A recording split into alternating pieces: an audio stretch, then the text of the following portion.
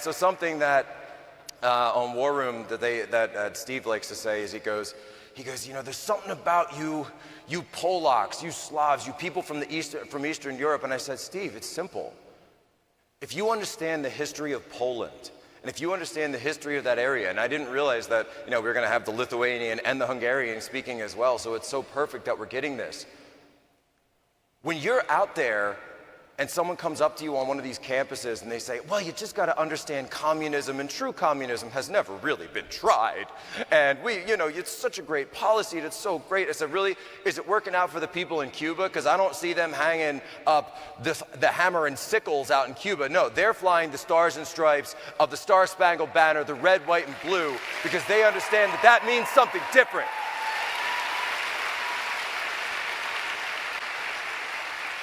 And if anyone out there is listening, you know, Media Matters, you can quote me on this one: Cuba Libre, Cuba Libre, Cuba Libre.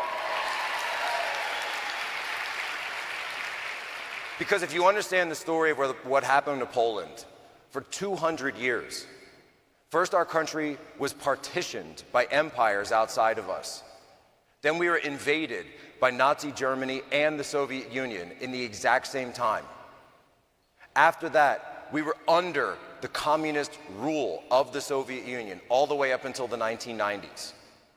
So when I say to somebody, hey, you think you're into communism, you think you care about communism, have you ever actually talked to someone who lived in one of those countries, who actually lived under the boot of the communist heel? And they just kind of shrivel up and back away. Because I'm here to tell you, folks, talk to people in my family. Talk to my wife is here. She was born in the Soviet Union, and she made it to America. And you ask her, why did you come to America? She said, this is the land of opportunity. This is the land of freedom. This is the land where human agency and human values and human life is allowed to flourish. And right now, we have people that are trying to shut all of that down. So if I have any message that I want to share to all of you here today, is that we're not going to let them shut it down. But we can't just be people who say no, who say stop, who say don't do it. You can't define yourself by what you're against. You have to define yourself by what you are for, right? By what you're for. And we're for America.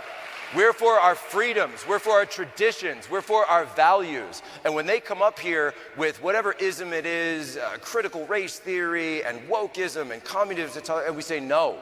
We say those are not American. These are our values. These are what we stand for, because we are the American people and you are not going to change us.